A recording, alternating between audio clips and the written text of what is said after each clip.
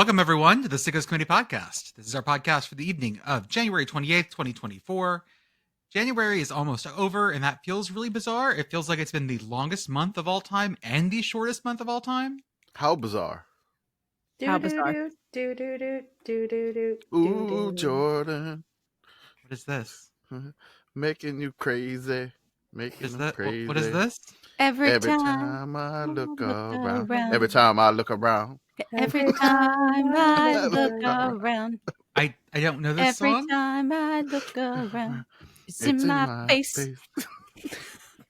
Okay. How bizarre? How bizarre. I don't know this How one. bizarre? How bizarre. How do you not know By this who? one?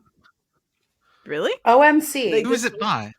For the record, I also wasn't- don't know this, but I Okay, might not it's- be in the best mindset Yeah, right for the now. record, Arthur, you and I were infants when this song came out, which is Yes. more reason that Jordan should be a little bit God. ashamed to Yeah. not know this song. Is this 95? I don't know any of Yeah. How this. bizarre. I'm Maybe I've shocked heard I don't know this one. Maybe if I listen to it, I'll listen to it later. Anytime it comes to like a general mid-90s pop culture thing that I know that Jordan doesn't, I feel like we've stepped deeply into the Twilight Zone. Right. If you want to know the rest, buy the rights. Okay, so we have some news today that we need to break, but first off, let's introduce people. Yes. As always, I'm Jordan. We've got Commish, Beth, Pitt Girl, and Arthur on the ones and twos. Beth, how are you? I am well, doing a lot of whole notes. That's my life right now. Just whole notes. I saw that. So how many notes did you play in a 2-hour rehearsal? Was it a 2-hour rehearsal? Yeah, it was a 2-hour rehearsal. So it's a bit misleading because there's one song that I'm very busy on and I play a lot of. Okay. And it has many, many, many notes. The whole concert, actually no, it was a 3-hour rehearsal. That's where my brain is at today.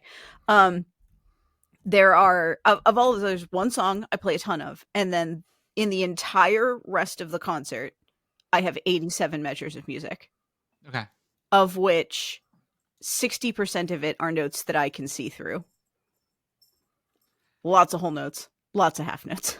I definitely did a recording session once where I played the contrabassoon part of the piece Apotheosis of This Earth, and it is a lot of long ass notes. Luckily, they let me sit out of the room because it's a recording, so they don't want you to go coughing or sneezing or whatever. So like I'm playing bari sax for this. Yeah. So it goes like bass clarinet, bassoon, bari sax. Like we all sit in the middle and talk shit. You know how that works because you Yeah, of were a course. bassoonist.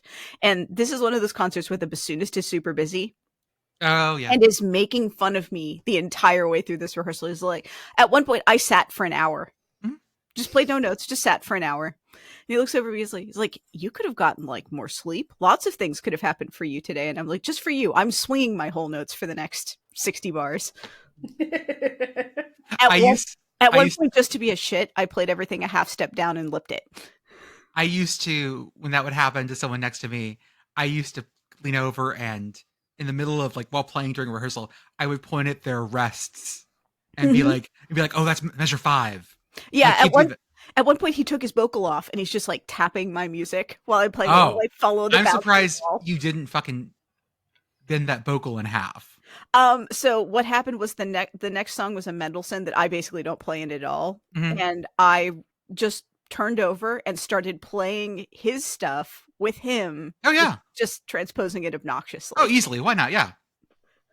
Like making like the most bari sax sound I possibly could on his bassoon part. Oh, like a fucking lawnmower. Yeah. Oh yeah. That beautiful sound. Lawnmower with vibrato. Perfect. Oh yeah, it was as much vibrato as I possibly could. There was Oh, no yeah. musical taste in this whatsoever. Very, very good listener- honk. Listener, to be clear, I'm not getting paid for this gig. You don't say. So- You don't fucking say that. my give a fuck for this is at an all-time low. Low read mindset is a very weird mindset. It really is. I'll give you that. Pitt Girl, how are you?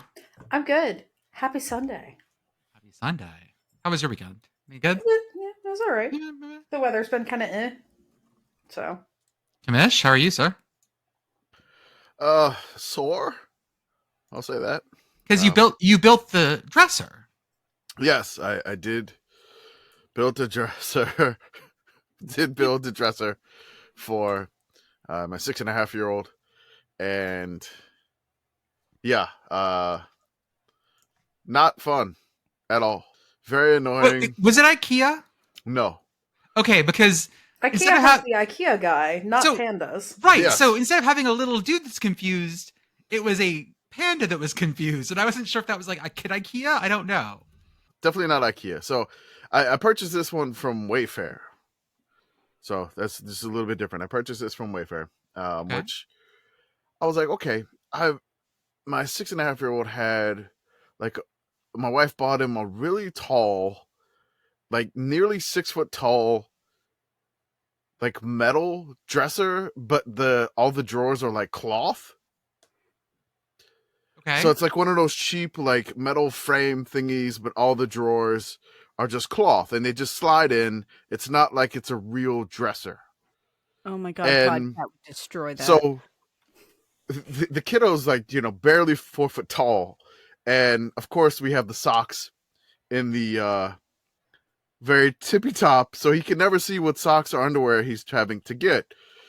So I'm glad nothing fell over or anything like this at some point in time. But after a little bit of time, I was like, we need to get him like a legit dresser to make sure that he doesn't, have something tip over on him or like these. It was so flimsy. Like it was just not a great dresser for a kid to have in their room. And I mean, he would just pull out the sock drawer and just leave it on the floor because why try to reach up there? Of course. Why would again? you do Like, all that? why Right. would you do that again? It's stupid. Like I can't see what socks I'm trying to get or what underwear I'm trying to get.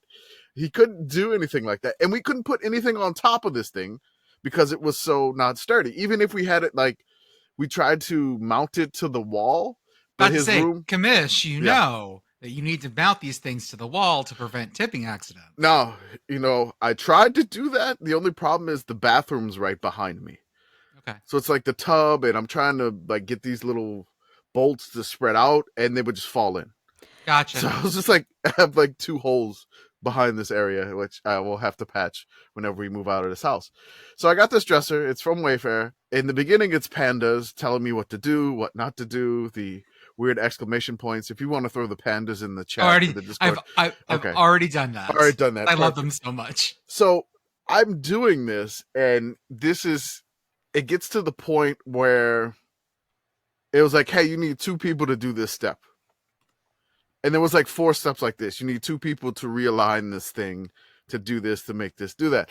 I don't have 2 people. I have the wife wrangling up the near 1-year-old, along with the 6.5-year-old that is trying to help me, which I can't let him help because he's going to get hurt. So I'm trying to balance all of this stuff going on. It probably took me, with all of that going on, stopping for lunch and dinner, we're probably looking at about 6.5 hours of like sitting on the floor. It did take you all day. It took you all day. Yes. It essentially did. I'd say maybe, yeah, I would say from around noonish to about 6:30 p.m. Central. I feel like that's the time frame. Also, some fun mishaps happened. My normal screwdriver went missing. So I'm using this like little tiny screwdriver, Phillips, that we have. And the only way I can hold it. Do you have a favorite screwdriver? Yes, I do. I only have like 2, which that changed in the middle of this, by the way. Wait, Beth and Pitt Girl, do you have favorite screwdrivers? I mean, my favorite screwdriver is my Bosch drill.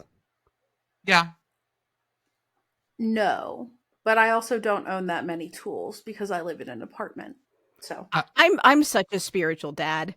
Yeah, no, you're way more than me. I prioritize screwdrivers based on, I know Craftsman sponsors the truck series. So that's the Craftsman screwdriver is That's right. better than the other screwdriver.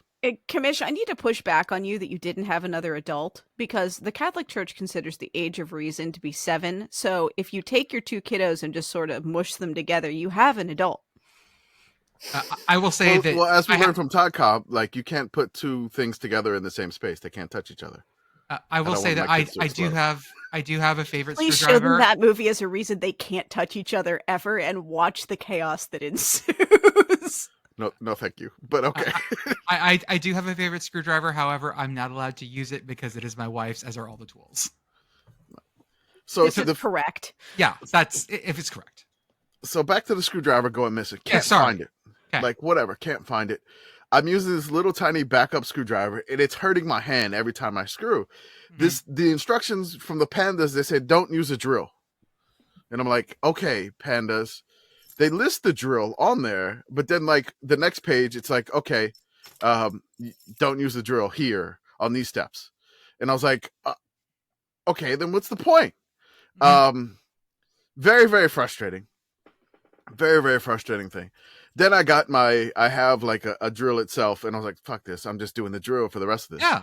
I'm just done. I'm done with this. I ordered like a screwdriver set, like through Amazon to be delivered, and it arrived towards the end that I was pretty much done. Also, step number 26 can go the fucking hell. Like all these steps were just like, here, do one thing and put one thing together.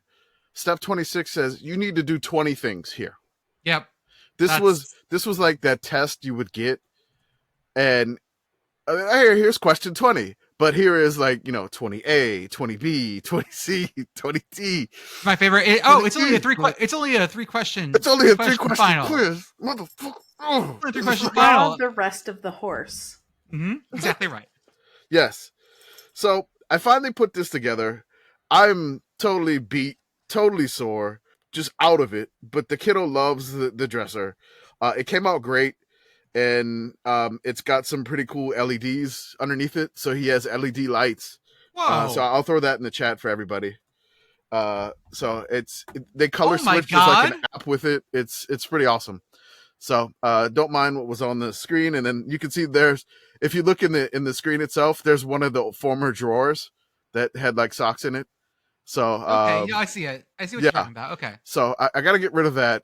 That was basically my weekend because today I was just doing laundry and trying to reform what was in his old drawers to get it into the new dresser, Gotcha. which was very annoying. And I wasted my whole weekend doing this. There was an option from Wayfair that were like, they'll send somebody on Angie's list to come put this together for like $120. And I was like, man, $120 is kind of steep. Typically they ask like maybe 60 or like 80, but like this dresser was like, like a couple hundred. I'm like, you're basically like adding at least 25% more than what the dresser costs to put it together. Looking back at it, if I'd have had that money, I probably should have done that, but I wouldn't have been able to complain about it on the podcast. So I feel like this should almost go without saying.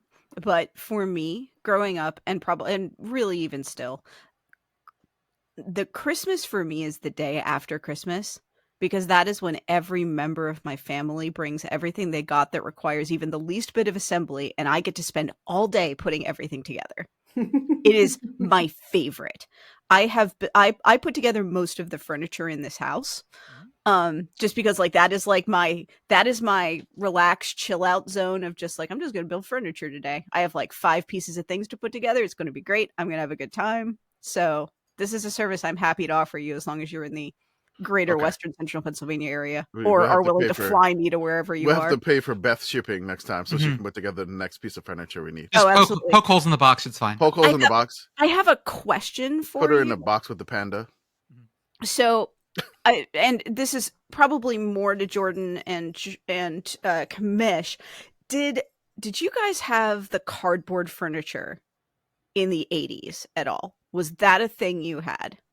No. My family had a bunch of inherited stuff, so it was all like heavy wooden shit.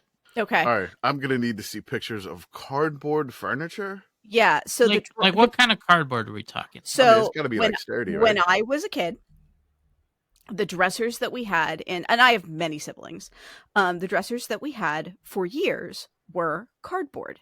They had like a vinyl outside to them, and it was like it looked like a dresser, but it was made of cardboard. And my parents did not anchor this to anything. So like you could pull out your drawers, and about half the time I would just pull it over onto myself, and I would be in a pile of cardboard furniture and like fabric things. But I wasn't sure if that was a thing that was just an us thing or a general child thing. Beth, I'm posting in the chat. Is it this stuff? No. No. Yes, it was absolutely that stuff. Okay. You know what? I did have some of this. Yes. Okay. Yeah, there was definitely something like that in the house in the 80s for sure. Oh yeah. Yeah, absolutely. Yeah, definitely. There was definitely ours yeah. was blue and had like bears on it. But yes, yeah, absolutely. That was the dresser of my childhood. And like this thing, it would hold together in that like the drawers would be stable enough that you could put stuff in them and it was okay. It's just the second you pulled out a drawer, if you were a very small person, which I was, there's about a 50-50 chance that you were about to wear this. Yep. Seems safe. Totally safe. My reference point when you started describing this, I was thinking of the triple treat box from Pizza Hut around the holidays. That you know, in the commercials where there's like drawers of pizza. If you order it, like it's just a box with like pizza, like 3 pizzas in it, like on top of each other. Like they don't actually slide out. But I'm imagining like the commercial triple treat box. Yeah, that's exactly what you're looking at. And the top drawer is going to be like underwear and socks. The middle drawer is going to be shirts and stuff you wore during the day. And the bottom drawer is pajamas, and poof, you did it. When I was living like after college for the first time by myself, I bought a dresser, and it was from IKEA. The Hemnes dresser. Oh, the good one. IKEA. I believe most of my bedroom is still Hemnes. Yes, I love Hemnes. So I bought that. I had all of the like pieces sitting in a corner in my bedroom, and I just kept living out of like laundry baskets and suitcases. And the thing that finally got me to put the dresser together was when I moved out of that place, I decided that it would be easier to move it assembled than like completely disassembled in like many pieces, right? Like if it's just put it together so like you could just pick it up and put it in the truck and move it. So that's what got me to put it together. That's so boy brained, and I can't even argue with it because I can see myself in that mindset. But that is so absolutely goddamn boy brained. I love it. Guys being dudes. It absolutely is. God.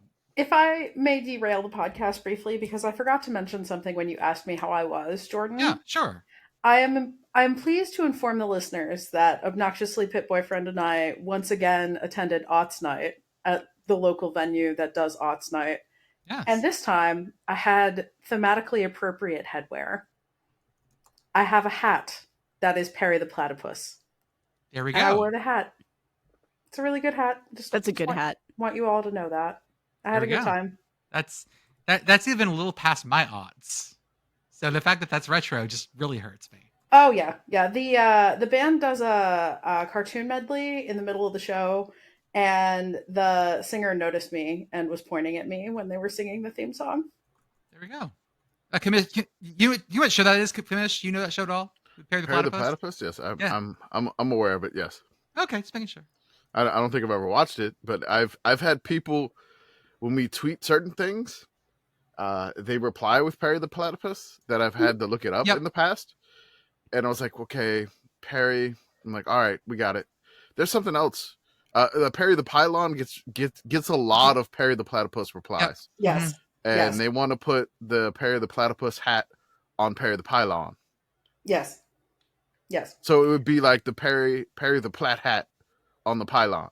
Okay. Yeah, to be clear, the hat that I was wearing was not Agent P's fedora. It is a hat with an orange bill, orange brim, like a baseball cap, an orange brim, and a teal cap, and Perry's eyes. Oh, it's great. Oh, yeah. Can we get a picture of this hat? Yes, I will put a picture in the chat. Thank you. I need to see this because it sounds glorious. Well, I will admit I have never heard of that show. Phineas and Ferb? The show's name is Phineas and Ferb. Phineas and Ferb? Oh, okay. And I strongly recommend it. Commish, it's probably on Disney Plus because it was a Disney show. You can watch it with your kids. Yeah, maybe the 6.5-year-old can watch it, but the baby is still fully into Bluey at this point.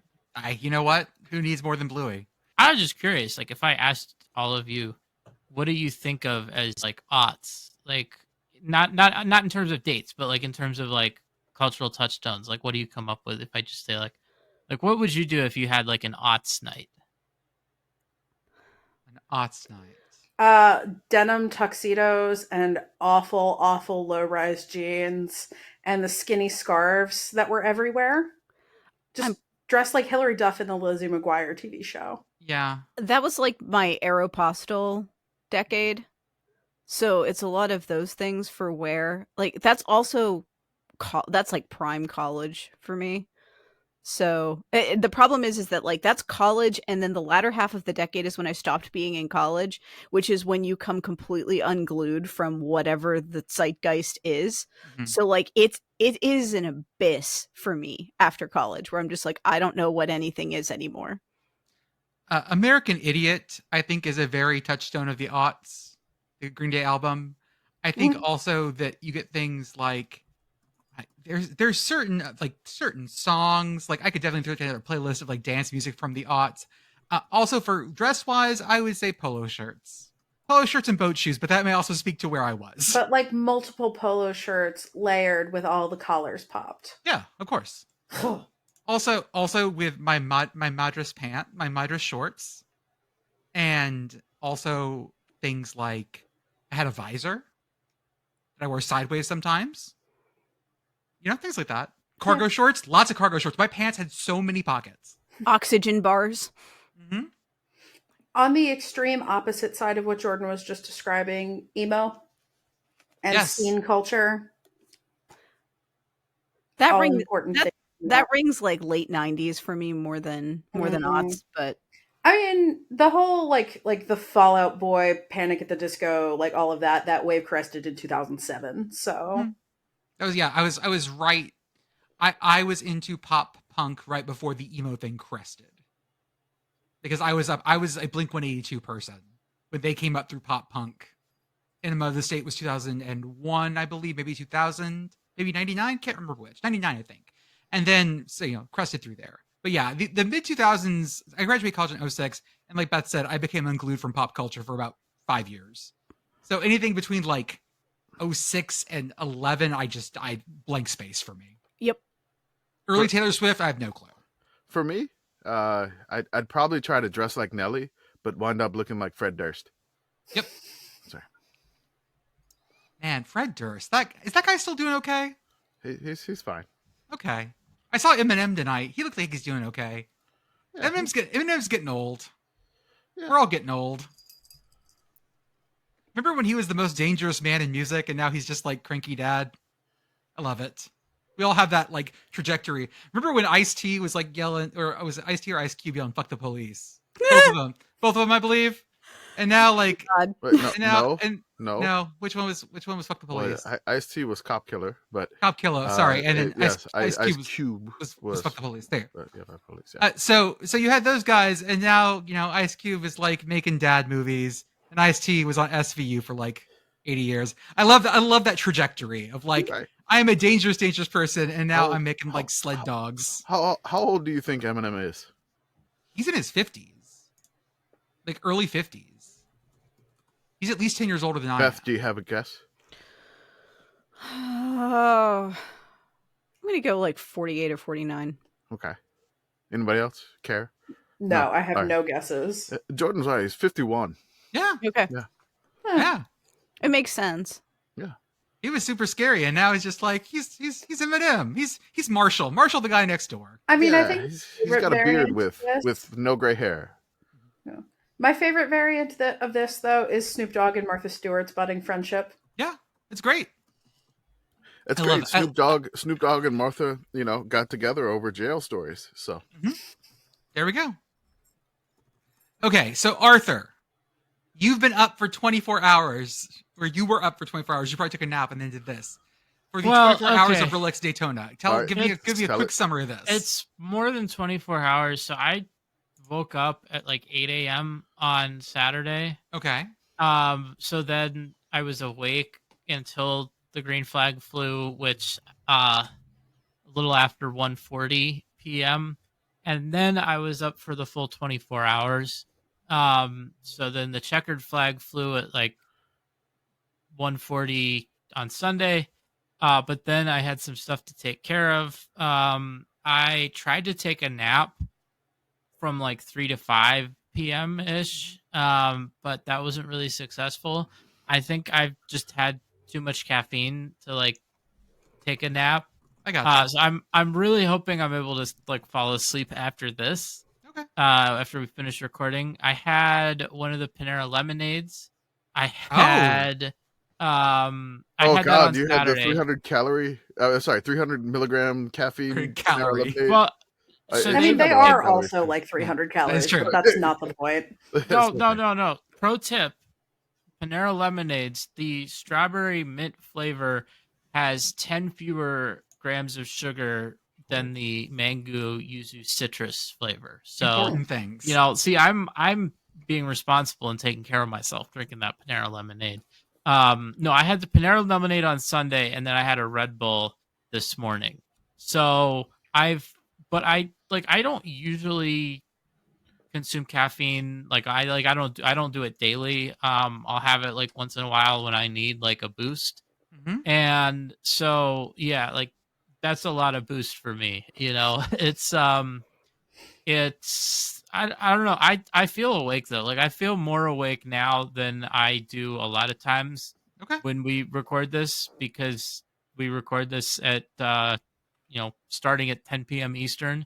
So, most times I'm like sleepy, I'm ready to go to bed. And it's a little worrying that I'm not. So what were the big stories of the 24 hours Rolex? Or 24 hours of Daytona at Rolex? Rolex is 24 hours. I don't care. Brought to you by Rolex. Yeah, sure, whatever. The Rolex 24. So I guess the big stories are who won, right? So Porsche won the overall race. They got that with their factory cars with Team Penske. The number 7 car won that. Then there was let's see, I think the 18 car won in LMP2.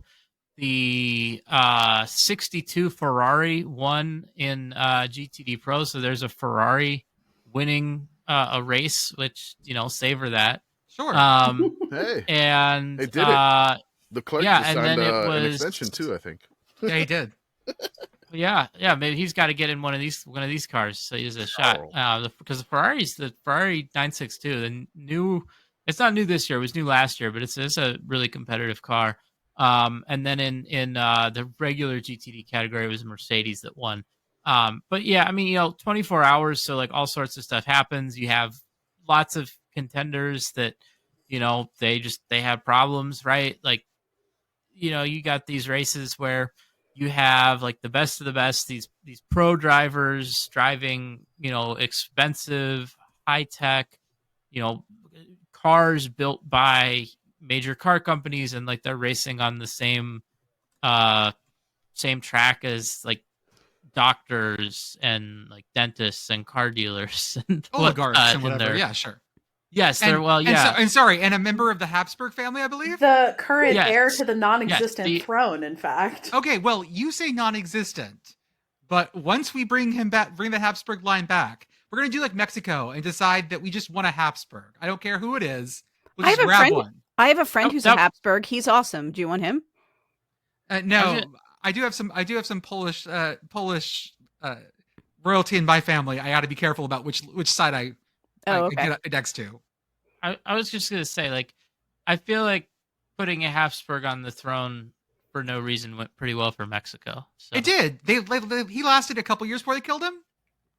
Yep.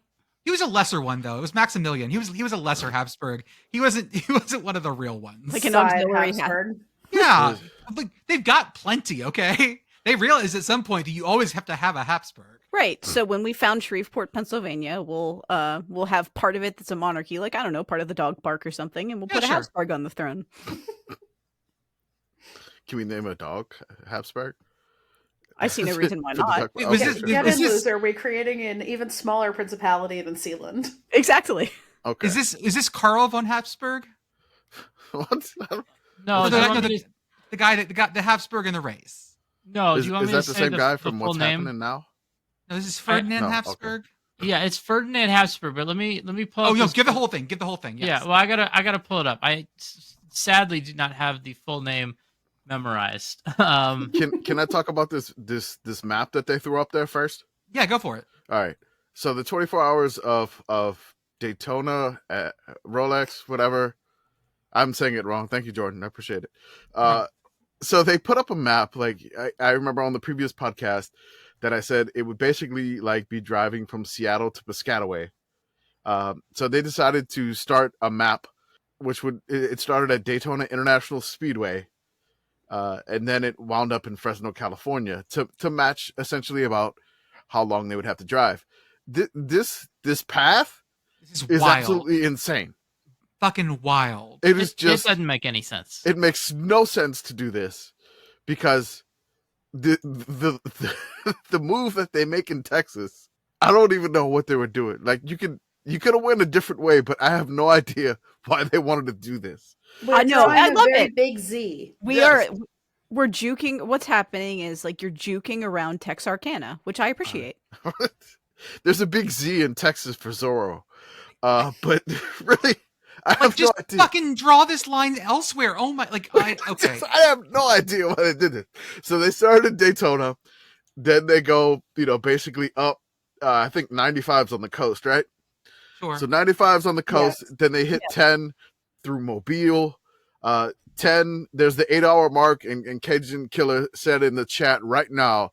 He said the 8-hour pin is right at Lafayette. So I'll give him credit. Maybe I'll shout out to Scott, the world-renowned home of Boudin. Then you go through Houston. Then it looks like you go through San Antonio. I don't know for sure, but then you stop in Sheffield, Texas. Mm-hmm. Like I've never heard of Sheffield, Texas. Then you double back. Then you double back to Denton. So I don't even know what road, like Sheffield to Denton. Sheffield, Texas is an unincorporated community in Pecos County with a population of 174. Why the fuck do you? Hell yeah!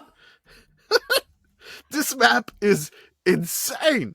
Did we make this map? Jordan, did you do this? It feels like it. I mean, it's on 10, which is why they said that. But then to get from Sheffield to Denton. So Sheffield's out in the middle of West Texas. Like it's the middle of nowhere. It's almost a Fort Stockton. You've got to take back road 67. So in 67, you double back on 67 to Denton. Then you take, you cut up to 20. You go through Wichita Falls, cut up to 20 or 40. Sorry, through Amarillo, and then go across. And this is just. I'm gonna post a picture of the booming metropolis of Sheffield. Enjoy. Ooh. Ooh. It's pretty. That sure is an intersection. Yep. I'm going to guess no lights in that town. So I'm showing the photos that somebody took of Sheffield on Google. I'll show you that. Basically, would you want to see Sheffield? Here you go. Ooh, that rock on top of another pile of dirt seems nice. Yeah, that's it's right. a very pointy pile of Exit dirt with a rock on top. 325 off of I-10. I have no idea why they did this. It makes no sense. Then they go to Denton. And so I believe you get on 40 at that point, right? Yes. Okay. No, you have to take something else up to 40 because 40 doesn't go through Okay. Denton. All right. But then the next stop is fucking Mesa Verde, California. Nothing in New Mexico, nothing in Arizona, Mesa Verde, California, and then up the coast to Fresno. It's the stupidest map I've ever seen. Are they trying to just avoid as much traffic as possible? No, because that's not even how you Cannonball Run. Cannonball Run's a whole different. You take a different path for Cannonball Run. Well, you're starting in New York City for Cannonball Run, right? Yeah, you could modify it to start from Florida, though. I still don't know. I still have no idea why they did this, bro. I don't know. It makes no sense. I'm kind of guessing that we're putting more thought into it now than NBC put into it when they made it. Yes, absolutely. The highlight for me from NBC's coverage was the fireworks, right? So there's a tradition at 10 o'clock during the race, mid-race, they have fireworks, which, you want to be aware of that. If you're a driver, you don't want to be surprised by fireworks as you're racing. But this year they had former NASCAR driver and current NBC on-air, analyst Jeff Burton. They had him push the button to start the fireworks show, but it was this control thing with a bunch of different buttons. And so he live on air was so they've given me the honor. I'm going to push this button and we're going to have the fireworks. Right. And he goes to push the button and someone from off screen, like who was actually involved with the fireworks show, like frantically is like running over and be like, nope, that button, not that button, the other one. And so How many buttons are on this thing? What it does was the like a button whole do? like control thing. I can definitely find a video of it. Actually, if you just go on Twitter and look up NASCAR Chasm, he That's a great tweeted account. out Is a he great tweeted account. out a Great account. bunch of like mashups where he had that, and then it cut to like something blowing up. But yeah, so we've been joking now that, you know, like Jeff Burton almost like launched a nuke.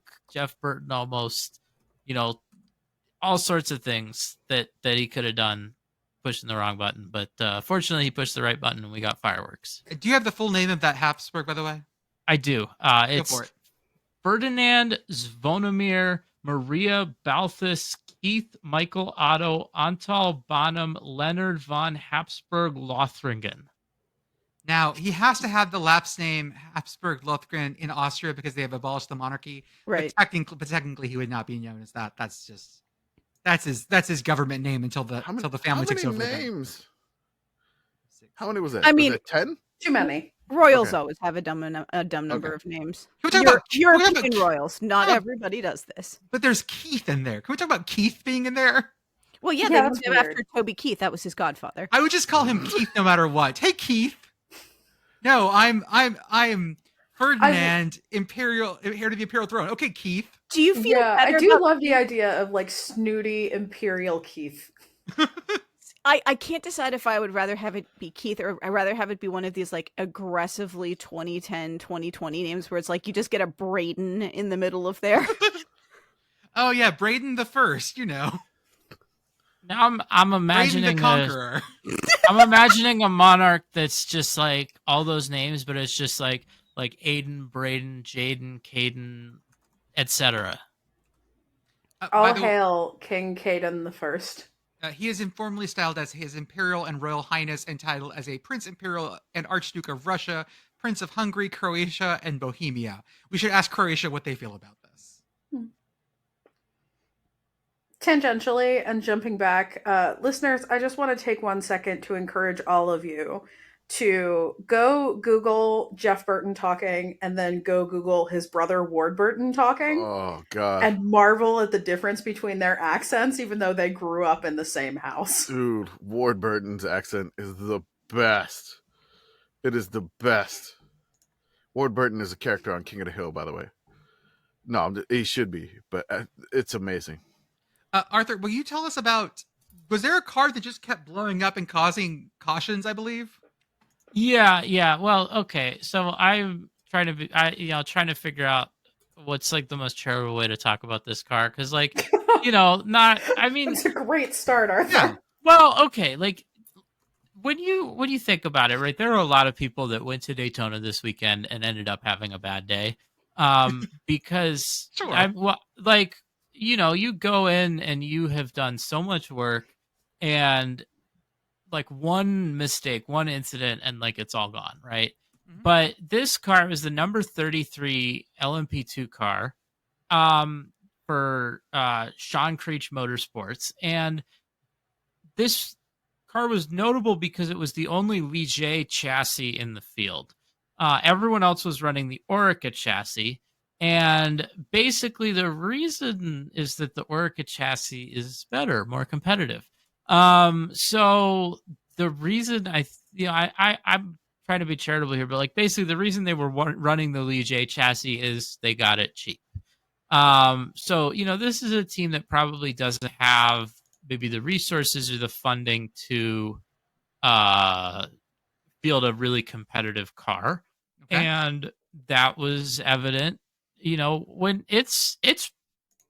I'm not going to say driving a really good car is easy, but when you have a really good race car, it's a lot easier to just like drive it physically than it is if you have a race car that's really bad.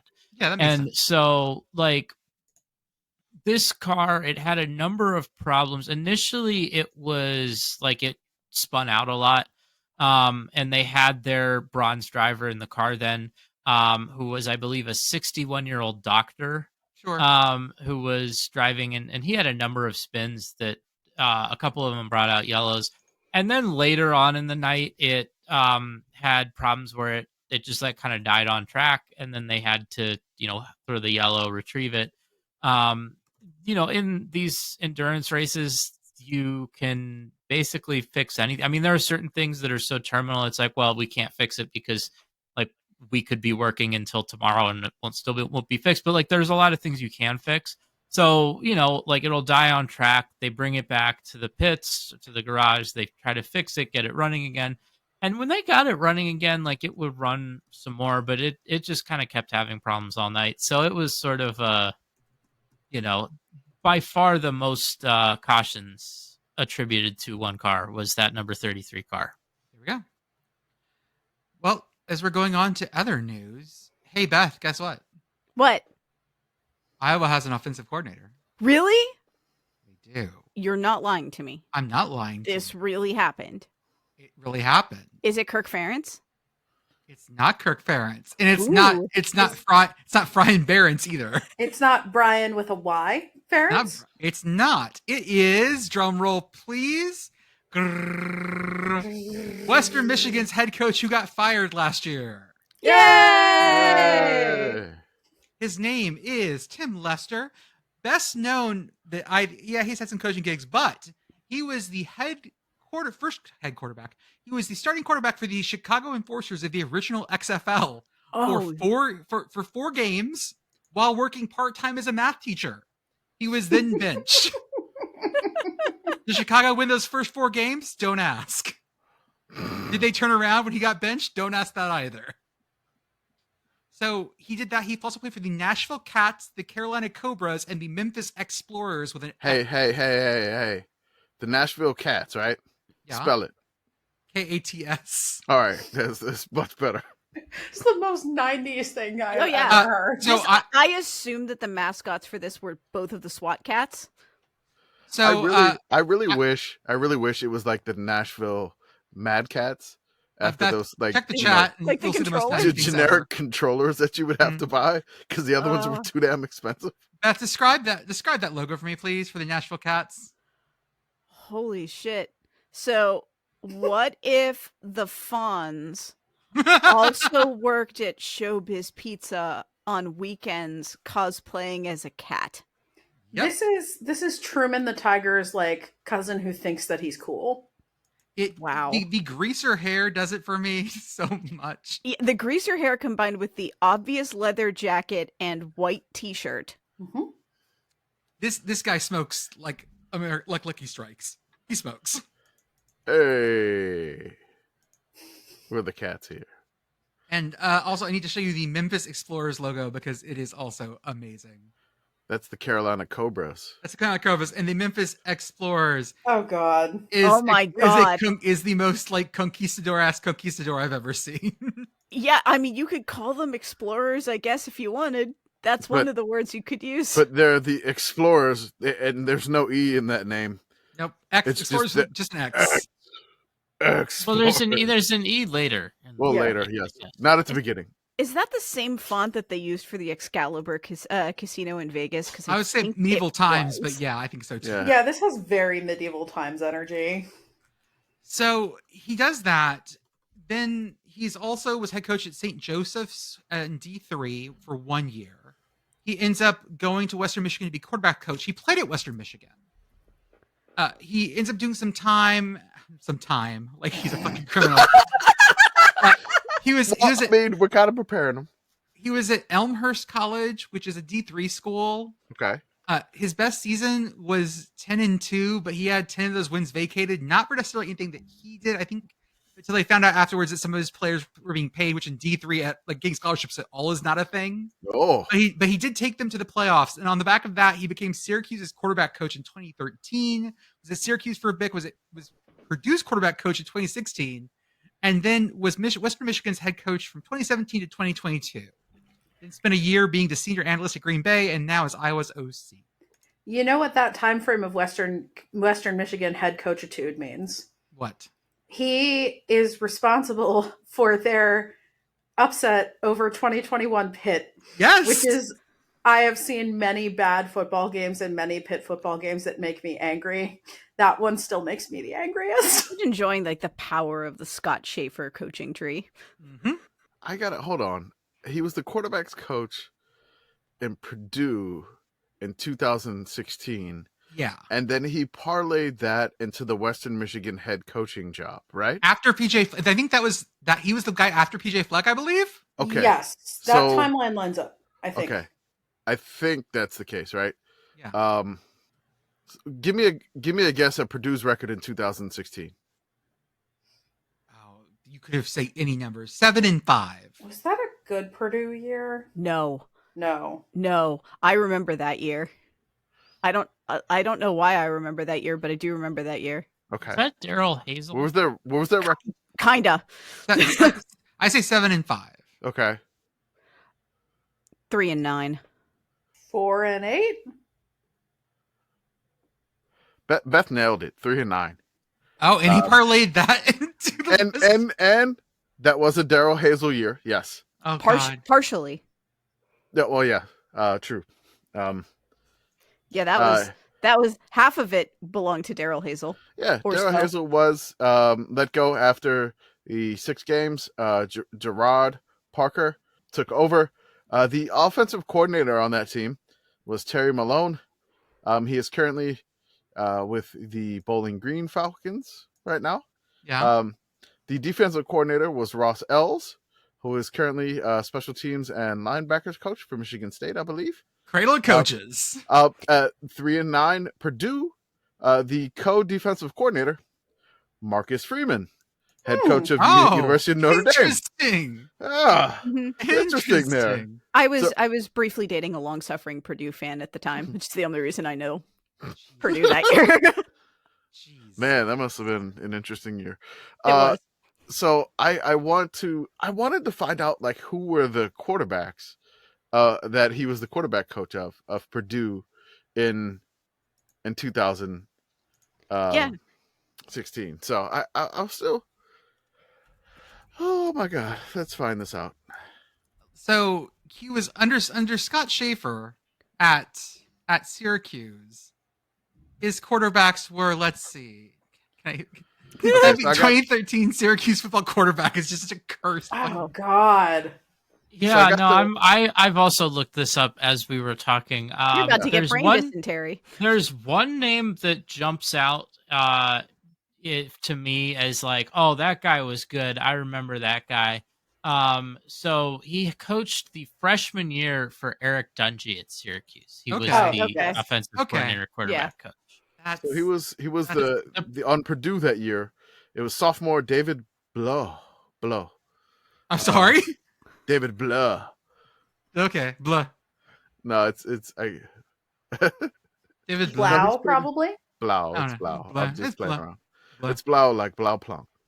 But yes, just yeah. Which that year was pretty good. I mean, he had 3,352 yards passing, which was, I mean, honestly, pretty good. I would say for that team. He had 25 touchdowns and 21 interceptions, but that probably wasn't the good part. Pretty high Detmer there, maybe. We need to look into that one. I did find Tim Lester's Topps trading card Ooh, from the XFL that I'm dropping in the chat right now. And it is nice. also one of the most 2000s thing I've ever seen. Oh my God. It's got fire, and the font is extreme. Post that right now. Is I will, give that? me a Oh sec. my Post it on God. Twitter. Yeah, Make I sure need you to turn it though. I need to rotate. Give me a sec. It like just type in like Tim Lester, Iowa offensive coordinator, and that's it. I can't wait until everybody starts yelling at us to bevel that. Okay, let me start. I feel like it's already beveled just spiritually. Oh wait, Yeah. no, hold up. I just flipped it the wrong way. Whoops. Did it improve it? Only post it upside down if Tim Lester is in distress, Jordan. That's how you can tell. So yeah, this is kind of a weird hire. People were looking at his offenses at Western Michigan going, well, maybe there was something there we didn't see. Nah, man, those were not great Western Michigan years at all. I'm gonna disagree. Okay, go for it. All Feel right. free to. So let's go. Tim Lester at Western Michigan, 2017, first year there, 89th ranked total O, 6-6, 4-4 overall. Bowl game, 2018, 7-6, 5-3 in the MAC, 34th total O. Bam. Bowl game, 2019, 7-6, 5-3, 22nd best total offense. Okay. 2020, again, COVID year, We don't count that year. 4-2 overall, 15th ranked total O. 2021, 8-5, 4-4 in the MAC, 9th ranked total offense. And then 2022, 5-7, 4-4 overall, 121st total offense. Ooh, that one dropped. By total Line offense, go. by total offense, you mean what? Total offense, this is what like NCAA stats. That's what I got from the tweet listed there from These are Colton Yards. Fetter. this is fake news. It's fake news. This has got to be like total yards or something. This is not a real. Okay. Like this is an ancient stat. Okay. Where his So defense is just that bad, I guess. No, yes, that was the big criticism of his tenure was that his defenses were bad. But I just think like this wouldn't be a weird or bad. Like the reason that people are disappointed by this hire is because there was another hire that was rumored that I think people would have liked a lot more. So basically, it got out that Iowa had met with Kevin Johns.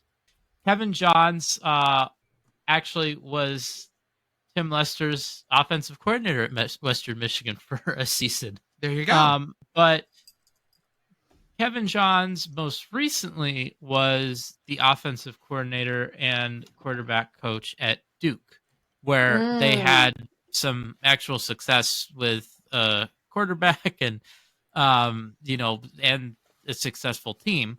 And so this got out that they'd talked to him. And like, I think if you just compare Tim Lester and Brian Ferentz, like, yeah, it's an upgrade. But I understand why people are a little bit disappointed when Kevin Johns was the rumor and then they get Tim Lester.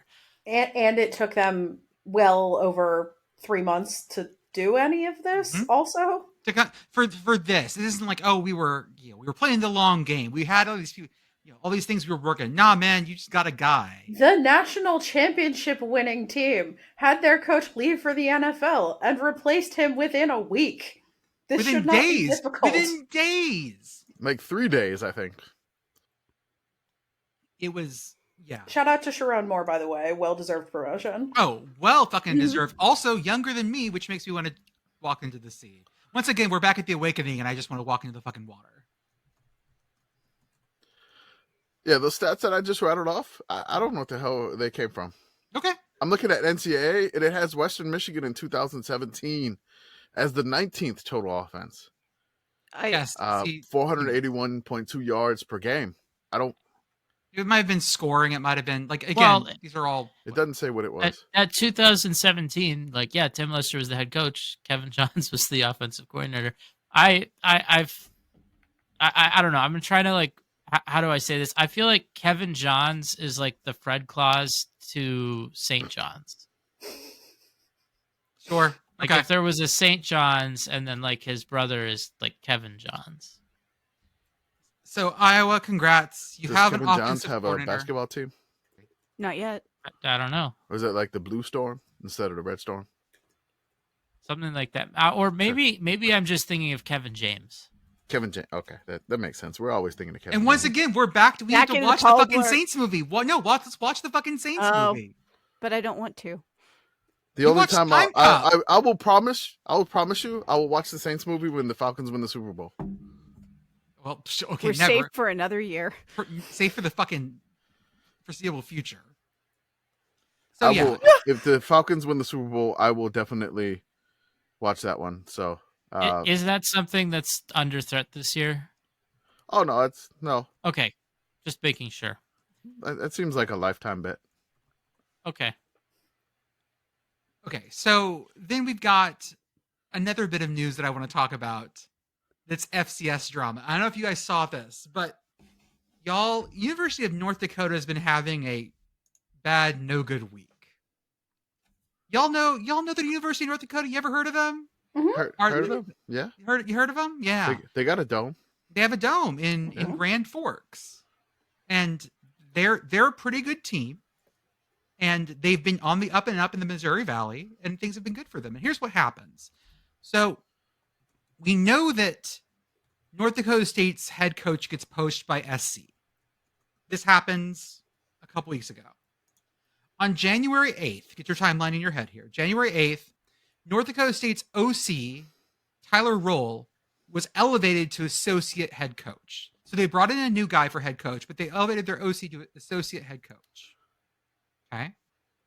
On the 9th, the next day, University of North Dakota in Grand Forks, their OC leaves to be the OC at South Dakota State. This is like right after the championship game. Because like when we were at the game, there was already rumors of South Dakota State's head OC taking off. South Dakota State's OC went to, help me here. Do you remember, Commish? No, I don't remember. Hold on, I gotta find this to make this all work. Northwestern, Zach Lujan. Okay, Zach Lujan gets pulled by Northwestern to be their OC. Okay, that's on the 9th. Then on the 18th, North Dakota, regular, finds someone else, Jake Landry. He's from St. Thomas. The D3 school got moved up to D1. Oh yeah. Their OC, North Dakota pulls up and goes, "You're our OC on the 18th." On the 24th, North Dakota State loses their OC for Tennessee State. And then on the 26th, North Dakota loses their OC to North Dakota State. Oh God, FCS silly season sounds like hell. 3 days. Sorry, no, not 3 days. Sorry, it was 6 days. Yes. Petrino lasted 21. Wait, that is slightly over half a Scaramucci. Good job. It is. They had their new. I don't think he had a contract inked. I don't think he had boxes unpacked yet. And to go up the road is just such. So North Dakota basically loses 2 OCs within 2 weeks. One to South Dakota State, one to North Dakota State, both in conference. Woof. That is... Get those billable hours, General Counsel. That is so painful. North Dakota fans, I feel for y'all, because on chat, it was just, like, on Twitter, they were just completely gutted by this thing. Listeners, I just want you to know, because I just Googled to fact check myself about the length of time that a Scaramucci is, and I'm immensely pleased to inform you that there is a Wikipedia article entitled "List of Humorous Units of Measurement." Perfect. Of course, So, if you need something to do, what in are your some of spare the time, others? we've got whole systems of units of measurement. Length, we have an Altuve, an informal unit of measurement. Distance equal to 5 feet 5 inches, in reference to Jose Altuve, who stands 5'5", one of the shortest players in MLB. That is going to be in the Hall of Fame, I believe, Altuve, or soon. We've also got a wiffle, which is equal to a sphere 89 millimeters in diameter, the size of a wiffle ball. Donkey power, 250 watts, or about a third of a horsepower. Yeah, there's a lot of good stuff in here. Go read it. The oh no second is very good. What is that? That's the second after one makes a terrible mistake, such as deleting the wrong file. Oh no. That is good. Oh no. Or like when we tweet something and we immediately recognize the typo. Mm-hmm. And then of course the tweet starts doing numbers and you're like, no. But yeah, this North Dakota has just absolutely gotten hammered these last 2 weeks. And it's crazy that they've lost, that not only did they lose 2 OCs, but they lost them in conference. That sucks.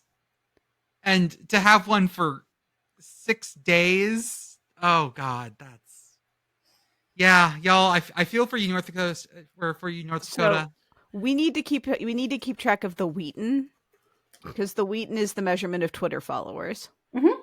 So How many? 500,000.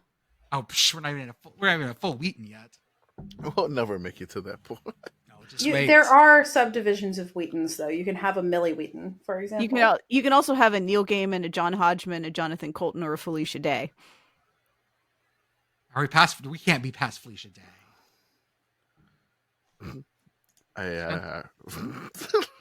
Felicia Day. No, she's at 2.5 now. No way. That is whew. So Like- now North Dakota is without an offensive coordinator, Yes. and we don't know who they're gonna get. And then everybody. I don't think they want to tell anyone. Why the fuck would you say anything? Yeah, we have no idea. Maybe it'll happen eventually. Hold up. Nope, they did get one. They did so get one. fast. His name is Isaac Fruchty. Sure. I'll put the name in the chat because he apparently was at Winona State. Okay. That looks like Freuchte. I know, but it can't be because I think Okay. he was at Wisconsin Lacrosse. He's a D3 guy. So January 8th through January 28th. So we're recording this, right? Mm-hmm. That's 20 days. That was just today, by the way. Just today. So 20 days. Yeah. All of this happened before Iowa got an offensive coordinator. So I think They went through 3 of them. Yes. if this doesn't work out, I think the play is just to say that we're going to have an offensive coordinator competition through camp, and we'll let you know who will be our game 1 offensive coordinator starter. I mean, use the Sickos committee method with 4 different offensive coordinators. Yeah, for we're each available. quarter. We are available. We are available. If you're looking for the quarter offensive coordinators, we are still available. Iowa had turned down our offer. They went with Mr. Extreme, Tim Lester. And I'm willing to say at this point that I guarantee you we will stay at least a month. Yeah. Or they're going to prorate our how much we get paid, right? I assumed. Okay. I really hope we can get our deposit back from our apartment. Yeah. That's the other thing. Like, can you imagine how disappointing it would be for us if we got fired in the 3rd quarter and one of us never gets to coordinate? It's so sad. They don't fire people mid-game anymore. I mean, we could probably. I just don't answer the phone. If you don't answer the phone, you're not supposed to answer the phone, right? Wasn't there? I remember the CBS had their referee analyst that they basically got rid of mid Super Bowl. I don't remember that. I need to look that up now. No, they had him in the first quarter, and he was getting so many people were making fun of him just getting everything wrong that they just never cut to him after that. I'm fine with that. That's totally fine for me. As long as I get paid for my full time, I don't care if you talk to me or not. That's why getting paid per gig is useful. So yeah, that's the FCS drama. That was so bizarre. Anyways, I would like to bring your attention to some basketball. Na na na na na na na na. Yes, sir. I'm sorry. I didn't know. Points and hoops and everything. I didn't know if you wanted to do the thing. Do the what thing? The ad stuff. Oh, I was going to do that after this. Fine. Okay. So can I want to bring up Dartmouth basketball. Okay. Let's do it. I want to bring up Dartmouth women's basketball. All right. I'm on the edge of my seat. Dartmouth women's basketball has been to the NCAA tournament in, I'm going to say the near history because I've been out of college for a while, but they went to the tournament while I was in college. Okay. They also played a game against a Brown a couple days ago where the final score was 35-31. Oh. Ooh. In a basketball game. Huh. Yeah. I would like to bring up some stats from this game. Was there a shot clock? I believe so. There's a shot. There's supposed to be. Yeah. Ideally. Yeah, this was. You would be surprised. I don't know. I wasn't there. You're not my mom. You wouldn't be surprised. Didn't shoot great from the field or from the threes. Also, didn't make their free throws either. You'd be surprised. I like the fact that this sentence doesn't have a subject, because it applies to everyone.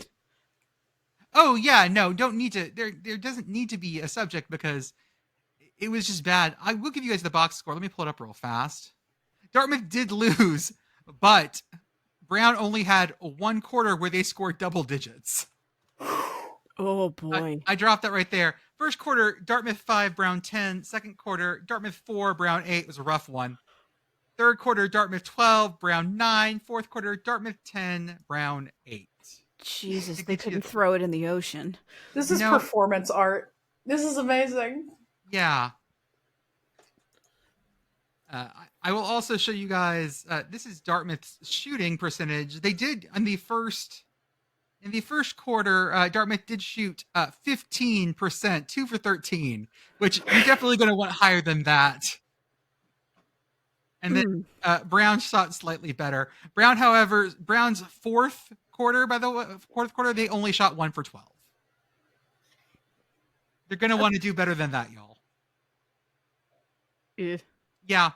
So this is just people like to crap on Ivy League athletics for good reason a lot of times, but it isn't always like this. But this one was. This one absolutely was. And it makes me sad because, again, I remember Dartmouth women's basketball when it was very good, and this is just not it. Whatever this is, this ain't it, Chief. They have the whole play-by-play here, and I just can't bring myself to go through it. Quarter by quarter, there's so many details and so many stats kept that I can't do this. I have a cursed idea though, Jordan. Yeah, go for it. We could do a basketball version of Commish's Corner where we read the play-by-play for this game. Jesus. Like the one for the Centenary Punts game. I volunteer as tribute. This is my skis. This lasted an hour and 49 minutes. That's it? Yeah. Okay. Yeah, it's about right for a basketball game. Yeah. I need to do some math real fast. 149 in minutes. That would be 89.4 minutes. How many points did they score total? That's not right. Is that not? An hour and 49 minutes would be 109 minutes. Oh, wow. I got that totally wrong. Thank you. So many minutes. How many points total was that? 35 plus 31. That would be 66. That is less than a point a minute, folks. Way less. Yeah, that is a 0.6 of a point a minute. Blazing speed. Blazing speed. Yeah. Oh God, this one. This came across my radar, and I was just saddened by this. We also had at Richmond. Apparently, there was a court storming, and one of the photographers lost a shoe.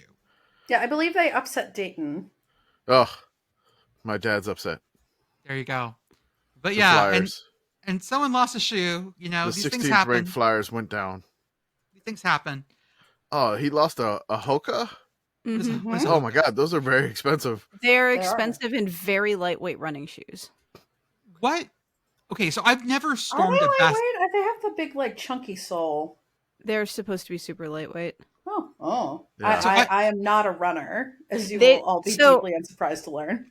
Hokas they're one of those shoes where like they have a specific foot type that they're trying to go for, and if you have a foot that is in that shape, from what I understand, they're like the most comfortable thing in the world. I do not have a foot that is that shape, so it was like I put it in, my feet screamed, "No, God, no, what are you doing?" And then I got different shoes. I've never stormed a basketball court before. What is the difference? What's the difference between storming a court and a field?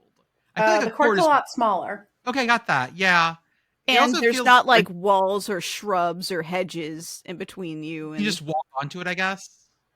pretty Are much. you supposed to take your shoes off, like to not track things onto the court? Like you put your shoes in the shoe tray next to the court, and then you run onto the court. I mean, I remember how many like psycho high school and why is it always the middle school fucking coaches that were like no street shoes on the court? But these people have street shoes on the court. Why are they allowed on the court?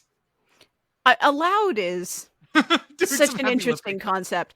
When a couple thousand people decide they want to go somewhere, your 18 event staff aren't going to be able to do a whole lot about that.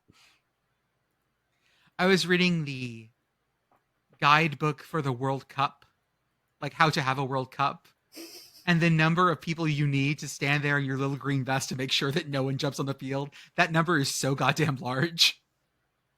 That's why on soccer games you always see people like not quite shoulder to shoulder, but very close together, because they take that shit extremely seriously, as opposed to, it's just a court. Everyone can walk down where they want to. I'm waiting for the first, so it's almost certainly going to be a soccer venue that's like, we're going to put up like the dog electric fence, and in order to get in the game, you have to put on the shock collar. You say that like they aren't already doing this to soccer hooligans somewhere in Eastern Europe, and we just don't know about it yet. I assume that I don't think I'm speaking anything into existence here. Sickos committee goes to the Eternal Derby in Belgrade. I'm here for this. Let's go. That's Red Star and Partizan, I believe. A totally fine game that nothing bad ever happens during. Okay, I'll wear a shirt that says, I love the Black Hand, and we'll see what happens. Yeah, it's great. We should do, we are CFB campus tours, but we only do the craziest derbies in Eastern Europe. We become do a tour. Yeah, Sickos Committee for Soccer Ultras. We'll last like one episode because somebody will look at us wrong. Somebody will have on the wrong color. It's over. Because I'm gonna end up with a fucking road flare in my head. like you mistakenly wearing the Centenary hoodie to go to the South Dakota State tailgate, even though it's maroon, but I'm neutral. It says something different. Yeah, and I talked my way out of that into a beer. I don't think that would happen in Belgrade. It would not work for soccer ultras in Europe, I don't think. But I think this is our newest. This is our travel show. What were his last words? Hello, friends. I'm here to join your revelries. And then he got a road flare in the head. Why don't we use more road flares in the States? Why is that such a European thing to use road flares to celebrate, and we don't do that here? Because they wouldn't let us in the stadium with them. I don't think they let them in there either. May I bring in my incendiary device, please? I'm just going to say that Americans are not really prepared. They do not have emergency kits in their cars. They don't. Oh, that's right. Typically carry. They are not prepared for road safety. And this is why they do not have the triangles in their car. They do not have the road flares. They do not have any of that if they break down on the side of the road. Listen, I used to have the road flares. They were in the rest of my emergency kit, which was nicely stocked, and then a dude broke my window open and left an empty bottle of syrup Vivicac in my backseat and took the road flares. So someone is vomiting violently while launching road flares as his friend. Yeah, I have questions about like what this guy's road flare use case was. Me too. Sometimes I miss living in Philadelphia. Go Birds. Go Birds. Go Birds. Commish, did ULM win? They did. ULM mentioned In a crazy game that they probably shouldn't have won. It looks like they dominated it to me. I mean, scoreboard at the end of the game. Well, that matters. Yes. I mean, amazing. I want to give a shout out to the ULM, the ladies, the ULM also. They beat Coastal Carolina. So they're 15-5. The ladies, the Lady Warhawks, or just the Warhawks women's basketball team, they're actually good. The men's basketball team's had a rough year, and they've done something that I didn't think that they could do this year, but they've won 2 straight Sun Belt games. Okay. They beat South Alabama on Thursday, or was that Wednesday? It was Thursday. And then they had to play Arkansas State today, which they were delayed. Typically, they were going to play them on Saturday, but the Cajun Dome had lost power. So the Arkansas State Raging Cajun game was canceled due to a blown transformer in the area and delayed by a day. So the ULM Arkansas State game was delayed by a day due to that also. So shout out to the Cajun Dome and somebody running into a transformer, apparently. Yeah, this was the most ridiculous game. I'm just imagining someone like rear-ending Optimus Prime and being like, what the fuck? What the fuck? Bumblebee gets... Somebody fails to seal the right away to Bumblebee. God damn it! You didn't have the arrow. Just picks up the other car and just throws it into the sun. Totally awful. What does the insurance claim look like for that? I have no idea. I don't want to know. Well, no, I'm just wondering if auto insurance is the equivalent to like health insurance for a transformer. Life insurance, yeah. Oh man, don't. You're making him hurt. It's Sunday night. You're giving him Sunday scaries. Don't do that. How do warranties play into this if you're a transformer? Well, I mean, I'm sure they get a lot of phone calls about extended warranties all the time. And what about the animal ones? Like, is that like veterinary insurance? Is that health insurance? That's pet insurance. Yeah. Okay, we're doing it. And the dinosaurs too. So the ULM Arkansas game. Insurance. Okay. I'm sorry. All right. So Arkansas State had a win probability of 95.9 with 57 seconds left in the second half. That's how you win. They were up 69-62. Nice. How do you fuck that up? Well, ULM goes on a little bit of a run here. So ULM hits a 3, Arkansas State gets 2. Arkansas State only makes 1 free throw. ULM hits another shot. Then it's 74-71 with 19 seconds left. ULM gets a 3 to tie the game. We're going to OT 74-74. The win probability is now at 50%. So it's 50-50 both sides. Within a minute, the win prob drops basically 50% for ULM here, for Arkansas State. Now in OT, the win probability gets up to 83.1% for Arkansas State. It's 2 minutes and 17 seconds left in OT. Arkansas State's up 81-76. The win probability keeps shrinking. Arkansas State has a win probability of 53.3%, but it's tied at 82-82. ULM hits a 3, and I'm talking about hitting a 3. They banked that 3 in with 7 seconds left. The bank is open in Fant Ewing Coliseum, and they win the game 85-82. The Sunbelt Circle was already closed.